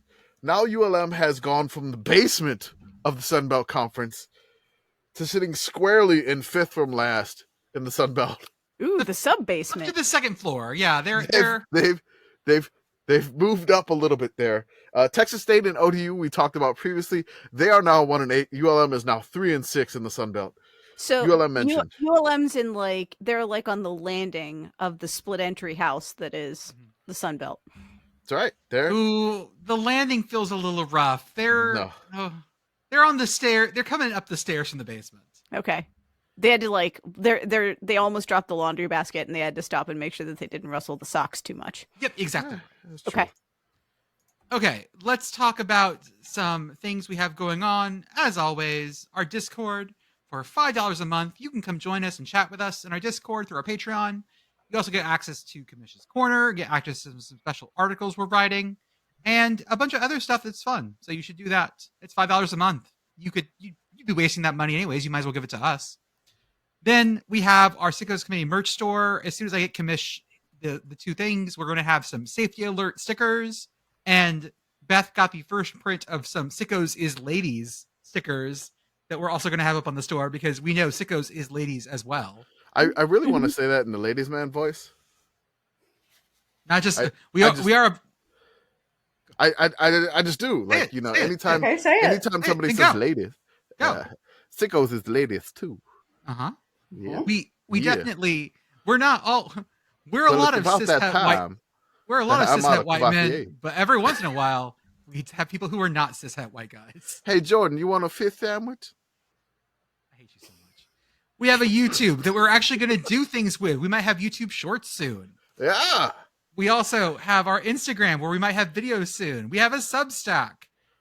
And then, of course, Message Board Geniuses is one of our favorite podcasts that we partner with to talk about. Message Board Geniuses goes to the places that we refuse to go because if I have to open a message board up, I will absolutely lose my mind. You guys have seen me do it live. It's not good for my health. And when you did it live, it was like that part in Star Trek where the guy was like, oh yeah, sure. And then, of course, like always, our oldest and one of our favorite partners is Home Field Apparel. If you need classic college gear, t-shirts, pants, sweatpants, hoodies, crew necks, whatever you need, it's licensed. It has some awesome retro logos. You know where to go. Home Field Apparel. Use offer code yes yes for 15% off your first order. That's 3 ha's. And we are working on some new Sickos shirt showdowns for college basketball season. We just did Georgetown and Providence. Those are still up if there's any sizes left. Yeah. We'll post the link. Use offer code committee to get 25% off those specific shirts, and we're working on our next one as well. Yeah, we're working on that one. I don't necessarily have that done right now. Also, you mentioned the Substack, right? Yeah. Or did that get okay? So the Substack, we got one coming on Tuesday, which will basically coincide with this episode. It is Long Beach State. That one took me a lot longer than I realized. That one was a lot of fun. I mean, there's a character on the football team who was larger than life and has a great Wikipedia associated with it, and really just going down the rabbit hole. Just a great story to tell. There was a little bit of a tragic ending, unfortunately. Not at Long Beach State, but like later on in life. So it was a fascinating season and program for Long Beach State, and just something that I just shout out to. There was a website, it was like the 562, which I think they're based out of like Long Beach journalism. Amazing sourcing. They had some awesome photos that helped me go along. The Long Beach State yearbook was not great. So the 562 saved me a lot, and that's going to be a great read. I got another one set up in the process right now, coming Friday, which would be, I guess, February 2nd. Sure. It is from the great state of Wisconsin. Do you all know what Long Beach State's mascot is currently? Depends on what you're talking about. I'm talking about most of the teams. Okay. If it's Not the baseball team, I know not the what it baseball is. team. Yeah, okay. What is the rest of the teams? Do you want me to spoil it or let them? I should know, but I don't. Yeah, I should know this. They are the Beach. Like, just in general, they are the Beach. They're the ones that play in the awesome pyramid. I've shown you the pyramid before, I believe. Right. Yes. Yeah, they just go by the Beach. Yes. But their baseball team, Commish, is known as what? The Dirtbags. They are the Dirtbags. They're awesome. The school is crazy. Like I just like delving into the history of the school. It's like the school didn't even start until 1949. And I was like, what the? Like, typically all the programs that I've done so far, these schools that they've been around since like the 1800s, like they've just been there forever. And, you know, they didn't start till 49. So they were originally known as the 49ers at the time. And then they've changed names and everything like that. But yeah, there is definitely some weirdness out in California. There was a lot of programs in that time that was created when the like Catholic or private universities canceled football in the 50s. Mm-hmm. And then the public universities picked it up. And then like all at the same time, they all went away. Like within like a couple of years of each other, they just all disappeared. It was a phenomenon. It was nuts. Those basketball jerseys that we just posted in the no context thread yep. have the biggest NBA alternates vibe imaginable. Oh yeah, like this is like the Wizards jerseys that say the district. What that's wow. I'm gonna find you an even better version of that because I love the font on these right here. Why is this in 40 meg fucking PNG? I'm trying to paste it into the chat. A lot of I'm gonna vamp while I'm doing this. It's crazy. Like I'm downloading like 100 meg. The yearbook was insane. It was like 400 and like it was a half gig yearbook. I've pulled down gig yearbooks before. Yeah, no, I got you. Holy shit! I'm still vamping because this thing is 40 fucking meg PNG is uploading to chat. Thank you, Discord, for taking. Remember when they used to take 10 big things and like I had to break everything up to pieces? Anyways, finally it's loading just because I wanted to show you a font. This has the A that's like from Stargate. Oh, Oh why my does this look like a God. startup? Right? It's the A without the crossbar. My brain reads that as bench. Yep. This is definitely some like sketchy tech startup that they would talk about on Trash Future. I was gonna say it's either a startup or it could be like a movie or TV show where they like stylized the title like that. Hmm. I do love, by the way, Like- just their general logo. It's Wait, the wasn't there like a movie called The Beach? it was a And great like movie. you just like got old or something? No, what? Oh, that was there was that one where you get old, but I'm thinking of I was thinking of the island. I'm thinking like the I was thinking of the one Ewan McGregor, the island. yeah. That was a great. Oh, Movie. I you don't weren't know. thinking of like the one with Leo DiCaprio, The Beach. No, apparently I was thinking of that one too. That also a good one. I was thinking of the Leo Okay. DiCaprio. There's The a lot Beach. of movies that just it's The Beach. And there was the beach where you got old, but I don't remember which one that one was. That was the about Sheldon Now- one. Yeah, now my sleep deprived brain is thinking about are there sports teams on Pandora and do they use the Avatar font? I hope so. We got to find a sports team that uses Papyrus. Someone has to. Although apparently they stopped using Papyrus, but they use something that's very similar now. Okay, so I want to talk about something that we didn't cover last week because it was we ran out of time, but it ended up being funny that we didn't cover it. Okay, so last week in basketball, the Bucks fired their coach, which was kind of weird because the Bucks were doing okay. Yeah, the Bucks were second in the East at 30-13. They fired their coach Adrian Griffin. They had the second best overall record in the NBA at the time of this firing. The time of this firing, there was only one other coach that has ever been fired with a better record mid-season. I believe it was David Blatt of the Cleveland Cavaliers. That year, the Cavs went on to win the title with their interim coach, Tyronn Lue, who is now the head coach, I believe, of the Los Angeles Clippers. Right. I believe David Blatt was fired for LeBron was mad at him reasons. I mean, again. Yeah, And no, so- this is something that like even thinking about this just made me go, wow. Like NBA coaches are viewed so differently than college. Can you imagine a college coach getting fired because it's like, oh, like didn't get along with even like a star quarterback or something? I mean, Yeah. like people like NBA coach is like it's just a job, and like they'll just be like, oh yeah, like we'll just try someone else there. Like they'll just do it. I feel like this reminds me of like European soccer. Yes, it's So way if more. you're like- It's way more if plug and you're- play. But only if you're like a fledgling team near relegation, not a team that is second in the East, like maybe like 2.5, 3.5 games back of the 1 seed and second best record overall in the NBA. Not like that. Changing managers. And then breaking news the night we recorded was that Doc Rivers is going to be the coach of the Bucks, and it's cited by CNN Sports. Am I And the only yeah, one that this- didn't know CNN Sports existed until this news broke? I Well, they remember really CNN don't. Sports existed, but they had like a network for like a short period of time. It was called CNN Yeah. SI. Mm-hmm. It was like Sports Illustrated and CNN together Mm. on like Yep. a horrible, like really, really far down your cable box network thing. Mm.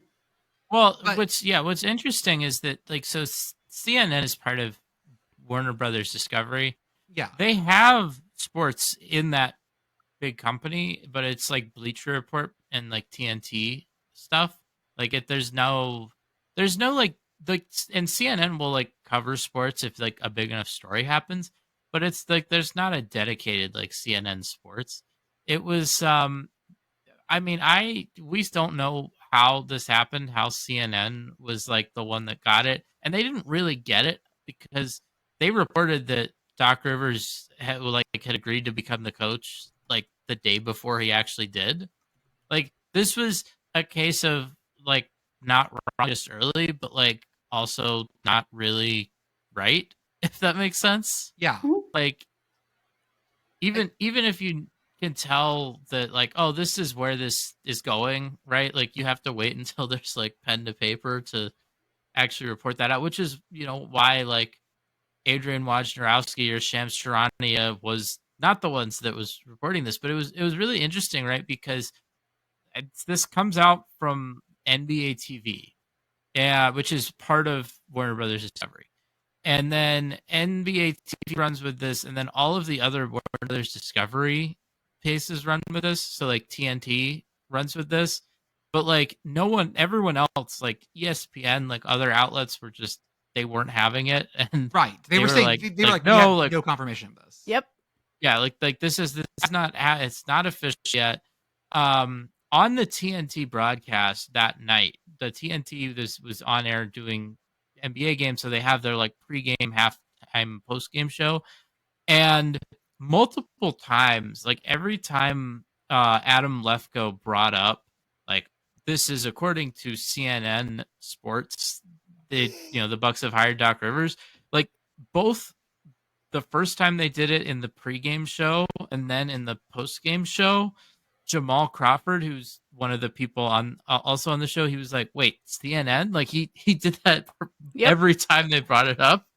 It's just a really weird. I saw someone's theory that what happened was they like how newspapers like places like that have obituaries already written for famous people, and then they can just kind of update some details and hit publish when the person actually dies, right? Like I want to say when Henry Kissinger died, like there was someone who had been dead for 20 years that had like wrote his obituary because his obituary had been like in drafts for that long. Yep, exactly right. But the pre-obituary.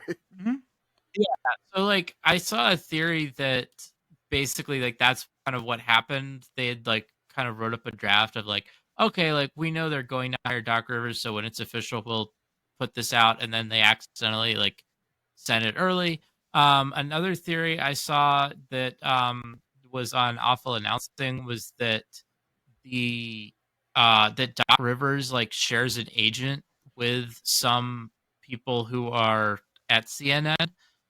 Which the funny thing about this, right, is because like it's one thing to fire your coach that has a very, very good record because he's not really getting along with your star player, but hiring Doc Rivers is funny on a couple different levels. Number one, this is his, I think, 5th NBA job.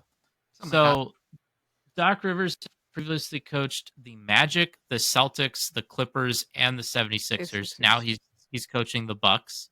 So, like it's one thing to hire like someone who's already like, coached a bunch of different jobs already. Like he's coached 5. This is his 5th team. He's won 1 championship. All of his teams kind of seem to have the same trajectory and the same arc of like he's blown more 3-1 leads than anyone else in NBA history. That's something. Yes, Doc Rivers, I feel like he's really good at coaching a team that's not supposed to make the playoffs, and they will be like the 7th seed. He's legitimately a very good coach in that situation. And then when he has a team that's supposed to be really good, like they'll still lose in the first round. But he does have that one championship from 2008. But the other angle, right, is that over this past offseason, ESPN completely retooled their NBA announcing teams. And they put in a big effort to make this new number 1 announcing team. They fired Mark Jackson. They fired Jeff Van Gundy to bring in Doc Rivers.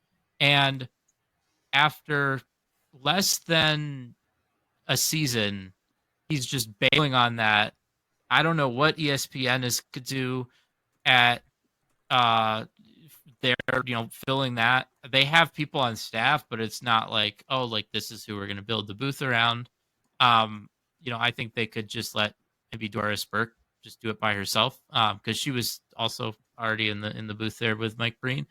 But it's just, I mean, I don't know if this will work. It's something that people can joke about because we've seen this like, oh, we're bringing in Doc Rivers a bunch of other times. I just think it's funny that there's no college football equivalent. Like there's no there's nobody that you'd think of as like, oh, like this is the coach that people think is gonna like, because once you haven't gotten the job done like once or twice, like you're just not that guy anymore. And yeah, Doc Rivers is just still that guy. Yeah, this story was fascinating because I mean, really, I kind of watch the NBA like from afar, I would say, but like I pay attention to it. Like I'll turn a game on every now and then, and you know just watch the regular season. But I'm not living and dying on a regular season game in like January or like December or anything like that. Basically, I'm just watching the standings, you know, seeing where these teams are doing, jockeying for playoff position. Then once the playoff gets going, you know, I'm really in full swing, you know, NBA mode, essentially after the All-Star game. This is kind of a shocking move that it's made before the All-Star game, which still has not occurred because, you know, Indianapolis still has that fake basketball court Yes. out there, the vinyl flooring, you know, from maybe like, you know, the whatever your local flooring world superstore name, painted in like basketball court Lumber colors. Liquidator, baby. Lumber Liquidators are floor and tile decor, you know, warehouse headquarters or whatever. Why Come are get your they? flooring. Why are they always in the sketchiest parts of town? They're always in the sketchiest part of town because land is cheap and they have a giant warehouse. There we go. Okay. That's what we do with old railroad shops. Come just on turn down into to the warehouses. sketchiest part of town. We're only open from 10 a.m. to 3 p.m. Yeah. Okay. It's It's always not it's on the always wrong side of the tracks. It's literally on the on the tracks. track. Yes, it's, it it's is. Weird The train runs hours. through the Makes store. sense. Weird hours. Weird place, and it's always an address, but it's in a like industry park. Mhm. So it's it's Mhm. it's number it's some so and so number 193B around the corner or in the back. Like That's right. And it's next to like a weird warehouse that like distributes gears for things that you've never heard of. That's mhm. right. Yeah. No, it's one of those where like it's in an like office or in industrial park. So like the streets have like very weird naming conventions. Where like Synergy I remember Drive.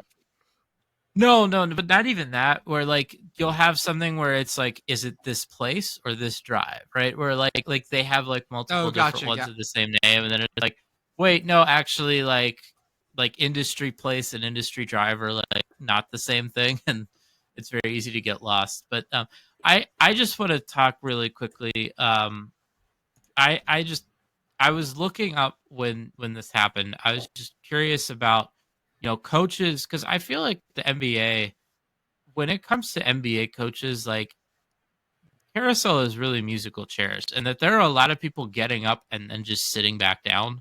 Mhm. Yeah. And like you'll have a lot of times an NBA team, it'll just be like, yeah, like we're just tired of that coach, or like, yeah, we're just gonna try something different. I compiled this. Of the 30 NBA head coaches right now, 15 are like have previous NBA head coaching experience. So whenever NBA teams have made hires in the past, like half of them have hired someone who was already an NBA head coach. There are currently 2 NBA head coaches who have been fired by the team they are currently coaching. They were fired, they went Mhm. somewhere else, and like were brought back. Yep. Which is like in college football, you'll have stuff like Greg Schiano where it's like, oh, he had a lot of success, he left, and then he came back. I can't think of a single like, No. oh, fired his ass and then like brought him back later. The 2, by the way, Rick Carlisle, he coached the Pacers in like the mid 2000s. Yep. Larry Bird fired him because they just didn't get along with each other. Larry Bird's not there now, and so they brought him back. That one makes more sense to me. The one that's really funny to me is Steve Clifford with the Charlotte Hornets, because he was like fired from there only a few years ago, and like it took like 2 years before they were like, yep, let's bring that guy we just fired back, because I guess Michael Jordan doing a great job running things, although he's not the guy anymore there.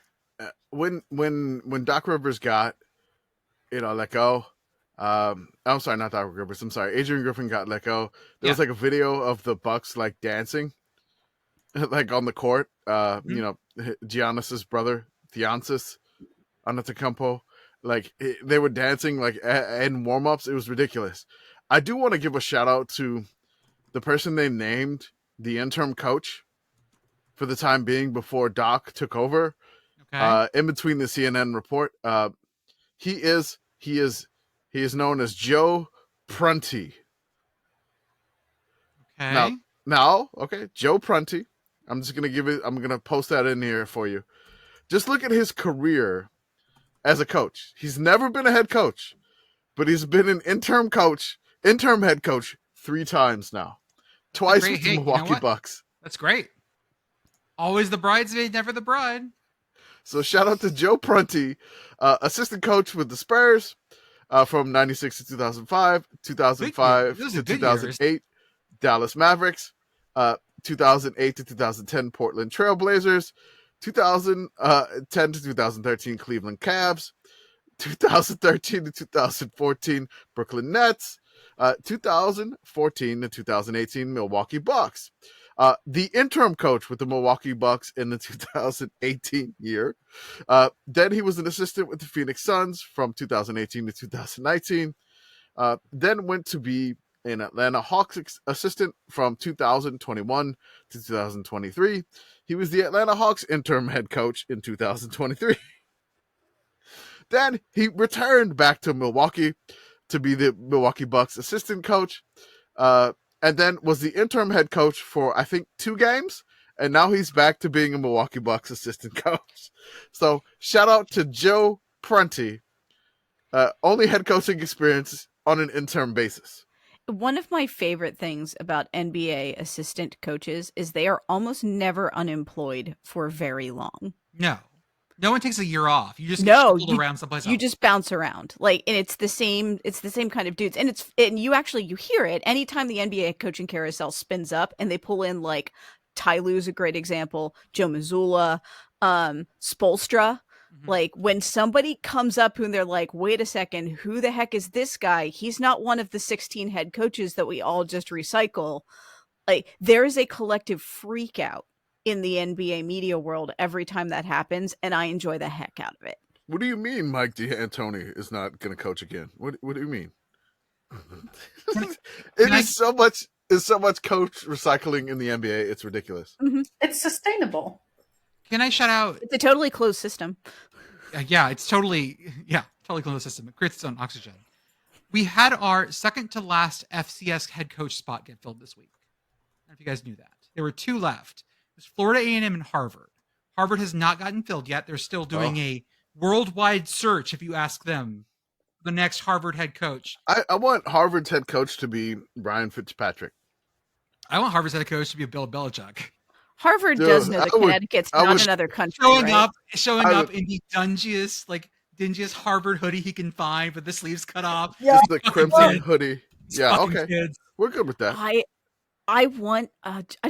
I want somebody to hire a coach of any kind at Harvard that has a weird enough accent that they put a hard accent on the second syllable. Like, yes, I'm happy to be here at Harvard. Harvard. Look at the fucking cheese. Yes. Can we get like a Scottish head coach over there? Ooh. A Scottish Ted Lasso. This might be the like Ted for Lasso place, Harvard. Yeah. Okay. Like the opposite Ted Lasso. Just Coach Brogue. So somebody like incomprehensible like for Harvard. But We're gonna get the most Glaswegian guy on the face of the earth. Yeah, absolutely. Do it. I will say, so Florida A&M hired James Colsey III.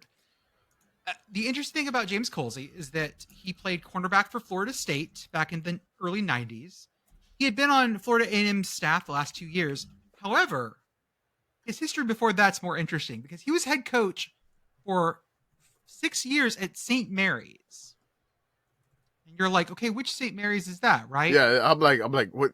I know the one like in the WCC does not have football. Nope, it's not that one. That's on the list. Not that one. It's the one in Halifax, Nova Scotia. Nice. Ooh. CFL. He took them. No, U Sports, baby. U Sports. This is U Sports, baby. U Sports. He took them to 2 Loney Bowls, which I believe is the Atlantic LONEY, the Atlantic University Sport Championship. The teams in at the Atlantic Sport Championship are, let me find it. That would be the St. Francis Xavier X-Men. There's the Mount Allison Mounties. Oh, the God. Bishop's Gators. That's GAITERS. So like the article of clothing? I think so. The Acadia Axemen. I wanted Okay. there to be an 8 in Gators And so then badly. the St. Mary's Huskies. He was the Husky head coach. I don't know his size, but he head coach with the Huskies. And yeah, like that's where he spent 2016 to 2021 as the head coach. He got let go, I believe. I can't find if he got fired or not, because I don't know if you get fired from this. He resigned, sorry, after going 1-5 in 2021. But like went 7-1 a couple years before that, made the U Sports top 10. And then he went to Florida A&M in Tallahassee, and yeah, now is the head coach at Florida A&M, which is a really weird. He was also DC at Simon Fraser, which is the only NCAA, or was the only NCAA team in Canada to play football. It was at Valdosta State for a little bit, West Georgia. He's been all over the place, man. So this guy now gets to be head coach at Florida A&M. So hell yeah. Look at Good this for him. Acadia Axeman.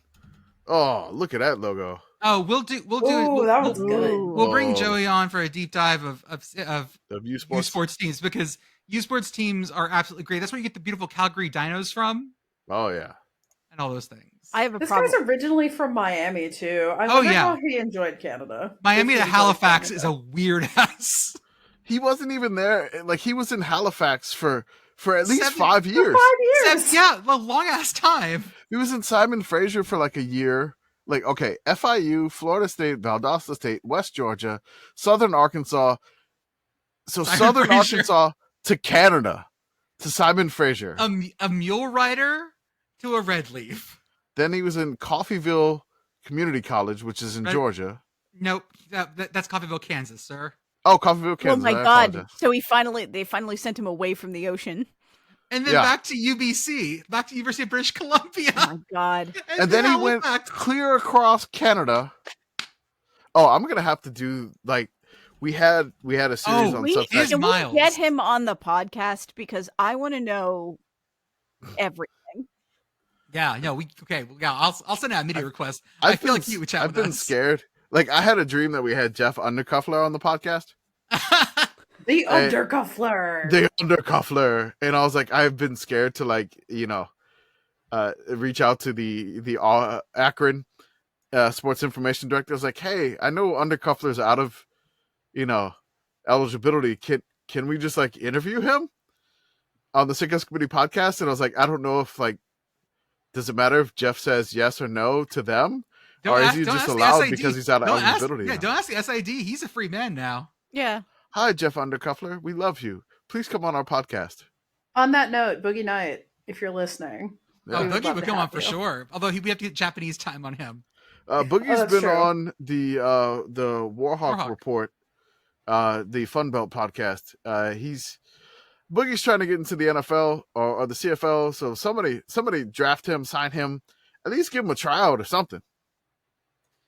Okay, folks. I think that's all we got for tonight. Anything else for the good of the order? Okay. Well, on Tuesday, we will be back and we will bring you the worst season of all time for the best team, for the teams over 600 all time, whatever we're calling it. I forget what it's called. And I'm going Whatever to it's do my called. best to. Wah! I'm going to- Wow. 600 at. I am going to do the 1956 Texas Longhorns. I thought it was 57. For that. It was 56. Okay. Horns 56. Horns down. down. We're It is- going to be horns downing For all whole the podcast. time. The whole time you're talking about it, we're just going to be horns downing. Can't wait until BYU administration tells us to come take the special horns down shirts that we're going to make for this. I'm going to purpose make a off. horns. I'm going to wear a horns down shirt. Just totally do that. Can't wait till the first time they're in Death Valley. Like, please take the. I don't like the way they're doing horns down at They're us. being mean. Mom! And so outside there, someone's gonna be roasting a full fucking longhorn over a spit. Mom, Ole Miss is hitting. This was a weird podcast. We went into the NBA. It was very bizarre. How bizarre? I don't know. Making me crazy. Making me crazy. Every time I look around. Every time I look around.